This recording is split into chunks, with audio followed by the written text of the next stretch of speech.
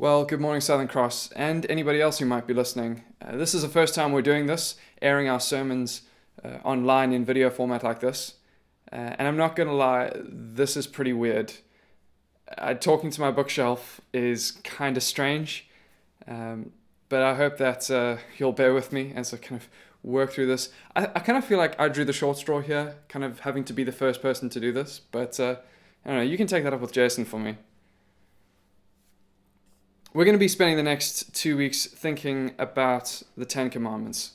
We're going to be looking at Exodus 20 and really seeing what that has to say to us.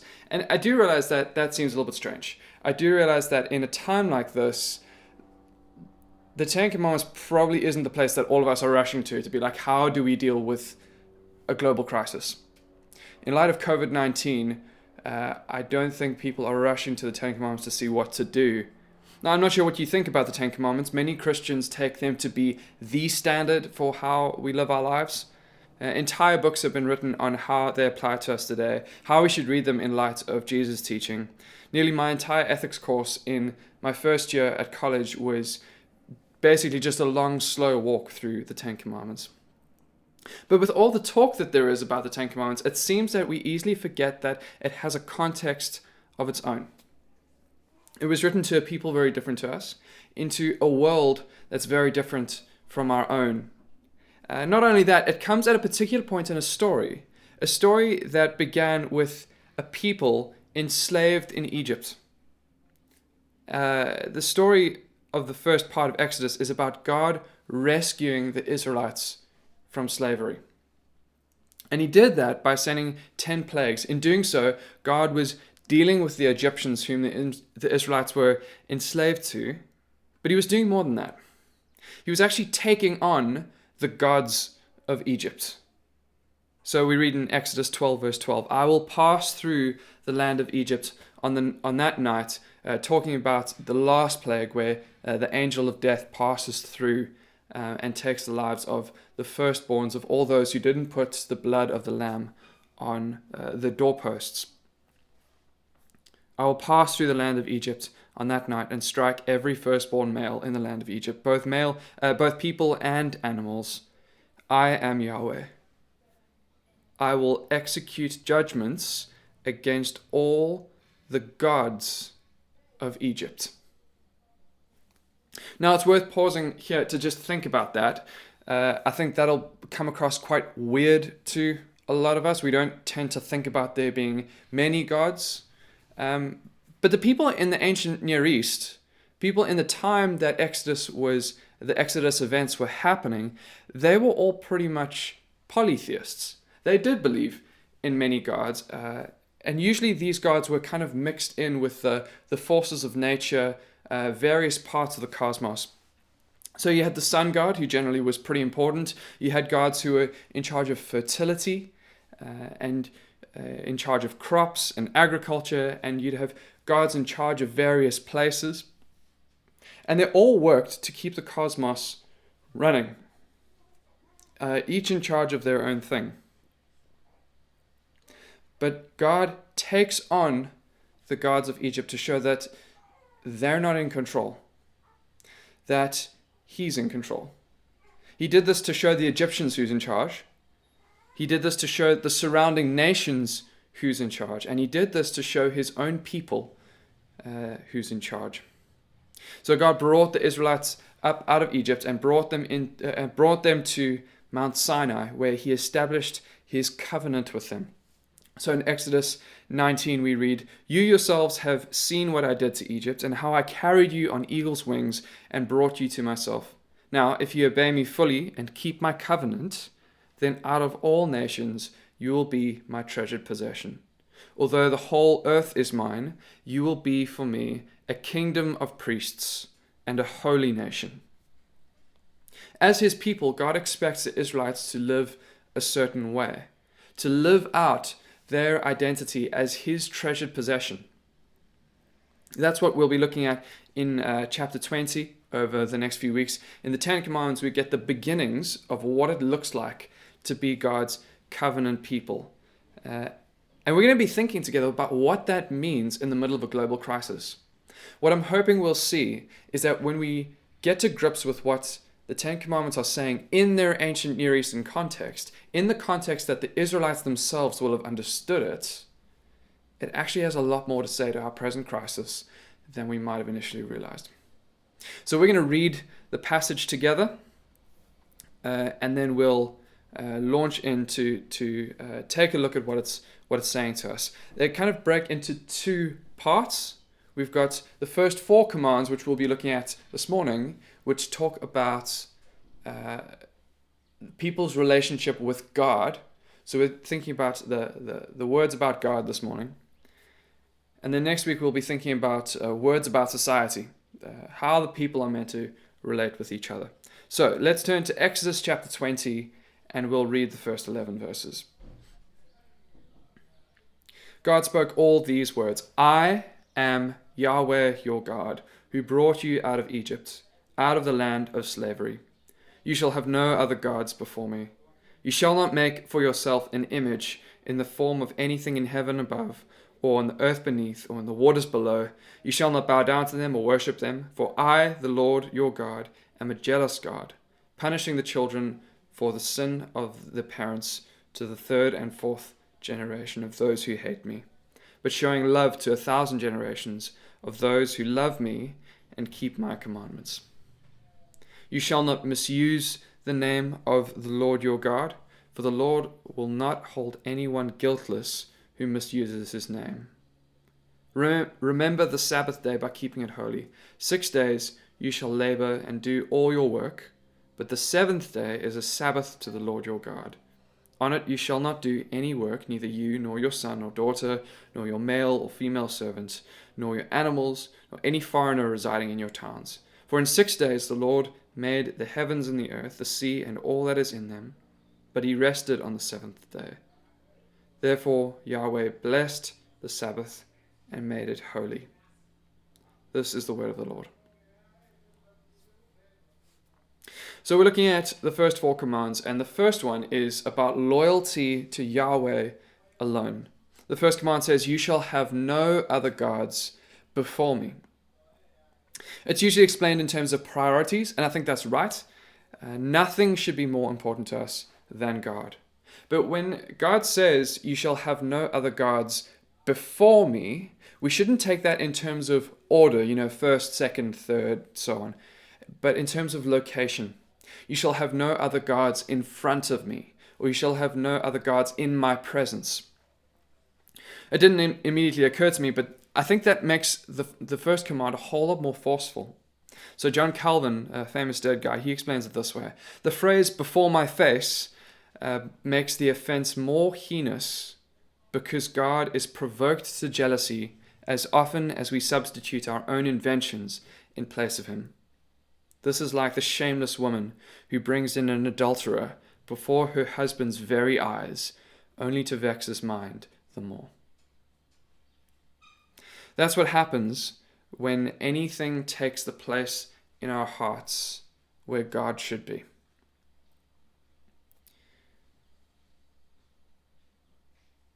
Augustine says, he loves thee too little who loves anything beside thee that is not for the sake of thee. I don't know what that is for you. Maybe it's money. Maybe it's comfort.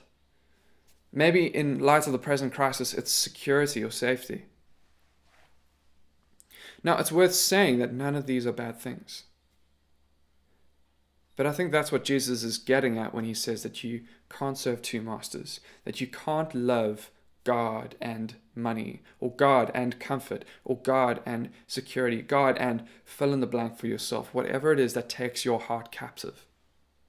If you're so focused on money, if you're so focused on comfort and all those things, when it becomes your driving force, then it's no longer God who you're serving.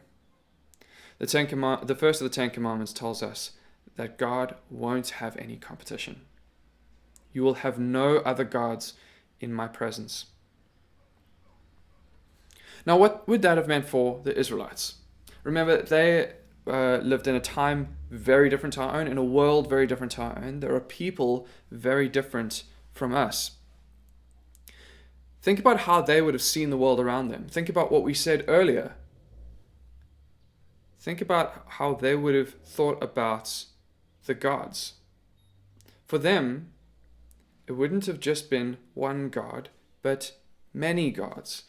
Remember, they lived in a world of polytheists all around them, and chances are that would have influenced the way that they might have thought. So when God says, "You shall have no other gods before me," the Israelites probably would have assumed that he was talking about other gods. The first command doesn't deny the existence of other gods. Rather, it's saying that they have no place in God's kingdom.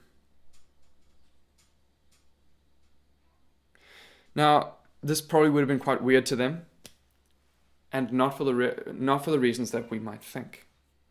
Remember that for the surrounding nations, different gods were in charge of different parts of the world.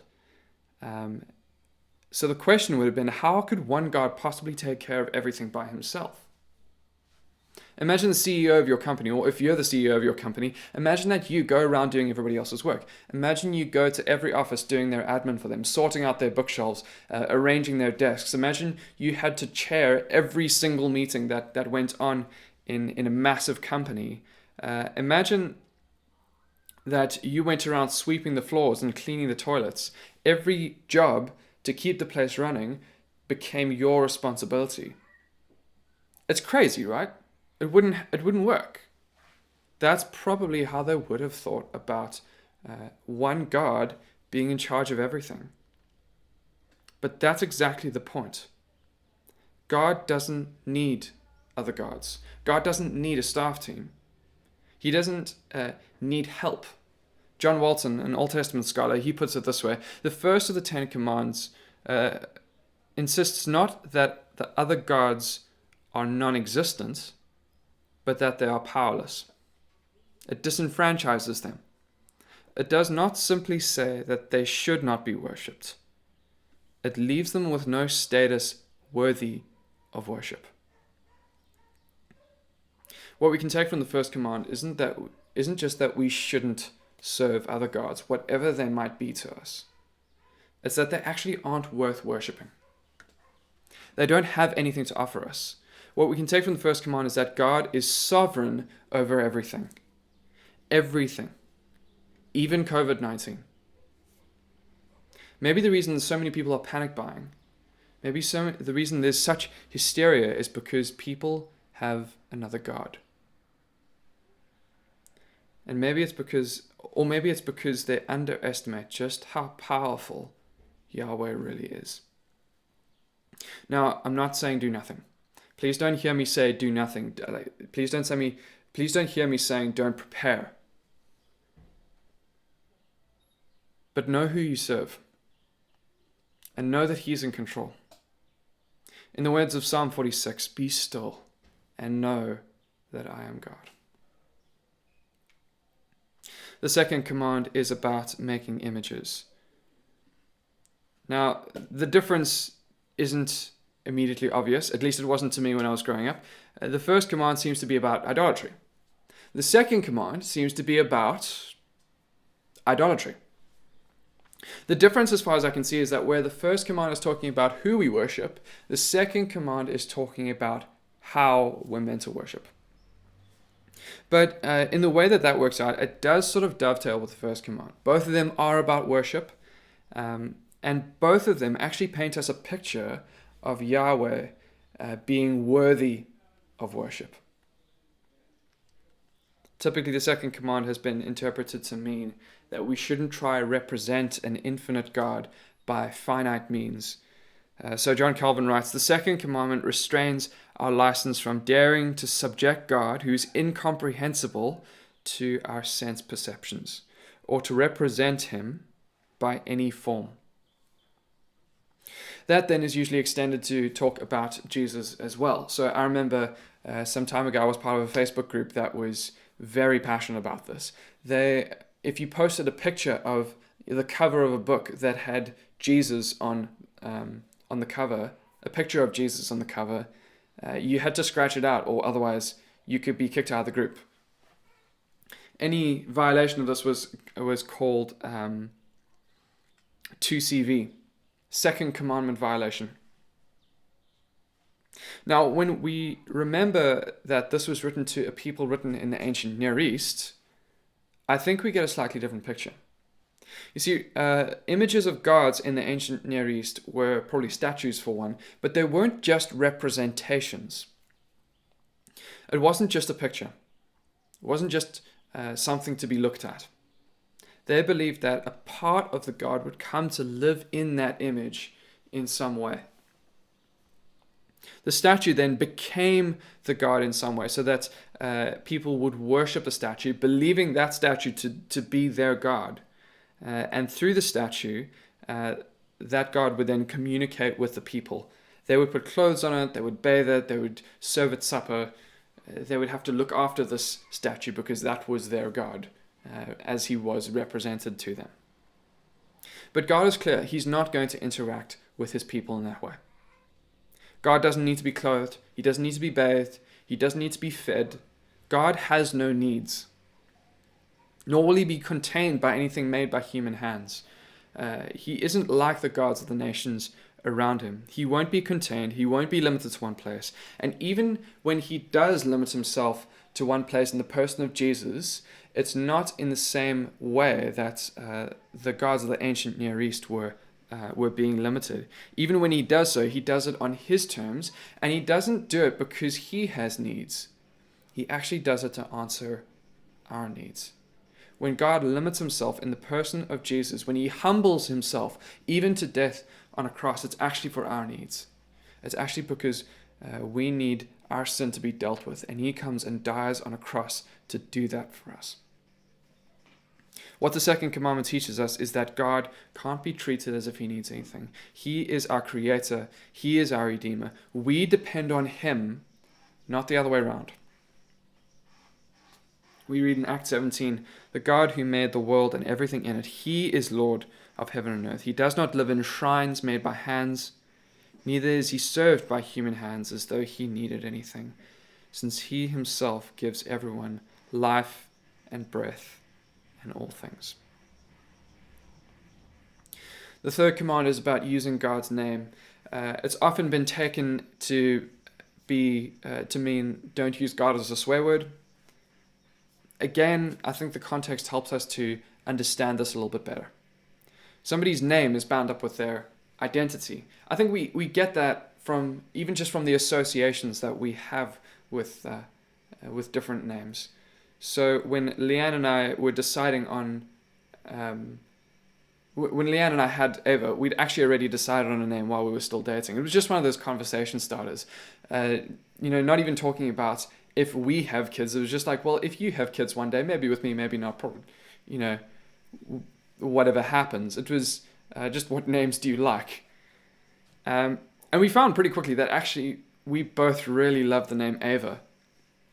But there are also some names that we didn't agree on. For a boy, I like the name Thaddeus. Leanne doesn't, because in a series that she watched, there was a guy named Thaddeus who was apparently a bit of a pawpaw. So that kind of ruined the name for her. That's what she now associates with the name Thaddeus. When she thinks Thaddeus, that's kind of what she thinks. Now, names are bound up with identity. In our culture, it's even more the case in the ancient Near East. Names were very important in the ancient Near East. The names of gods were often used in things like magic or exorcisms to invoke or harness the power of that god by using their name. And sometimes, in fact, quite often to serve their own purposes, whether good or bad. The point of the third command is that God will have none of that. So John Walton again. The third command, when read as ancient Near Eastern literature, concerns how Yahweh's power or authority was not to be perceived among the Israelites. People were to respect it by refraining from attempts to control or misuse it. It was not to be thought of as an efficacious symbol that could be used to pursue one's own self-interests. Now, For us, it's probably not magic that we're trying to do. We're probably not using God's name to cast a spell on somebody. That's also partly because our idea of magic is quite different to magic in the ancient Near East, but we don't need to go into that right now. More likely, I think the way that we'd be tempted to use God's name is in influence or authority. What I think the third command has to say to us today is that we can't just do what we want and then rubber stamp it with God told me to. It's scary how in years gone by so-called Christians would justify horrendous things like apartheid and then rubber stamp it with, well, it's in the Bible. But they think that the real problem is that we use God's word as a swear word. It's scary how we can justify something as horrendous as apartheid, but think that the real issue being addressed in the third command is cussing.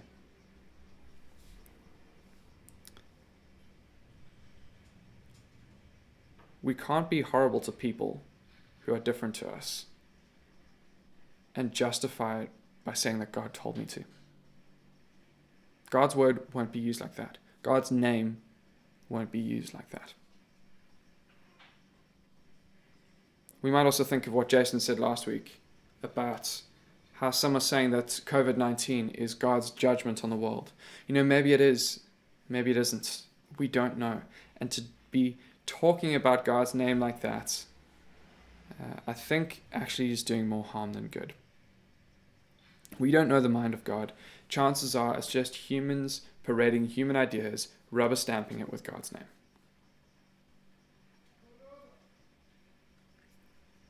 The fourth command, and this is the last one that we're going to look at this morning, has to do with keeping the Sabbath. Now, the rabbit hole is deep on this one. It's probably, out of all the 10 commandments, the weirdest to deal with as Christians today. Should we keep the Sabbath? Shouldn't we? I'm not going to answer any of those questions, at least not in any sort of conclusive way. But I do think that there are some things that will be helpful for us to reflect on in this time. So, verse 8, remember the Sabbath by keeping it holy. 6 days you are to labor and do all your work, but the seventh day is a Sabbath to the Lord your God. On it you shall not do any work, neither you, nor your son, nor daughter, nor your male or female servant, nor your animals, nor any foreigner residing in your towns.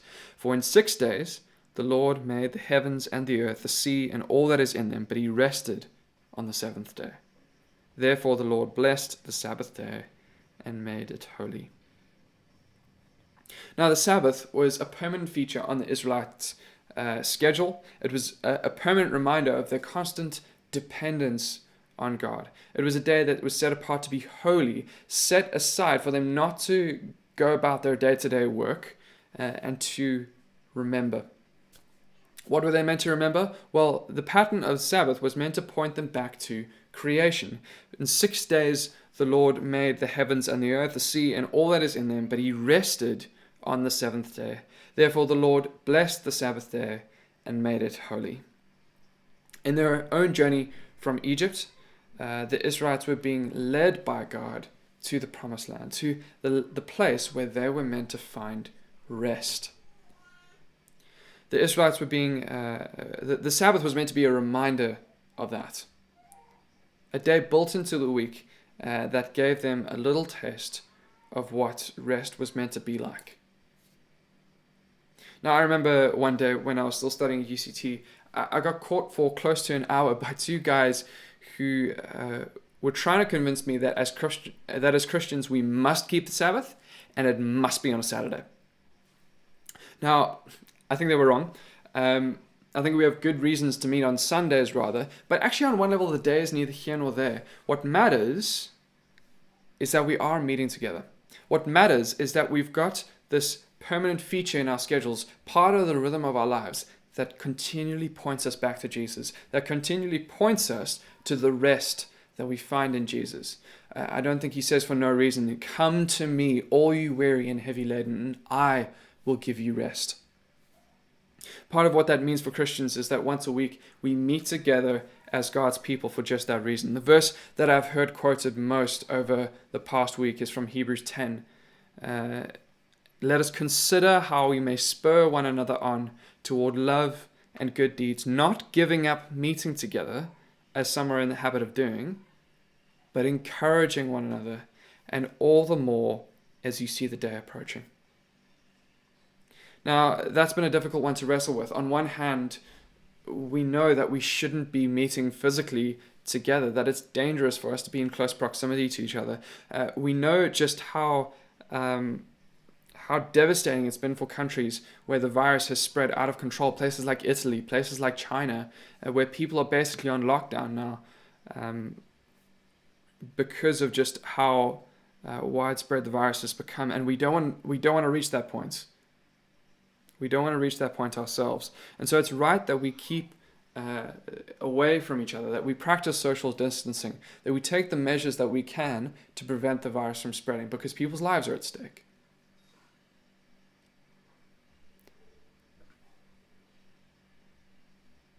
But we know that while it's right that we're not meeting face to face, the call not to stop meeting together doesn't become any less relevant. It just means that we need to be more creative. We need to be finding ways of encouraging each other, ways of connecting, and not turning social distancing into isolation. We do still need to be connecting as God's people. We do still need to be encouraging each other. We do still need to be spurring one another on to love and good deeds. Now, friends, we serve an almighty God. We serve a God who is sovereign over all things. We serve a God who cannot be contained and who won't be manipulated and squeezed into our own agendas.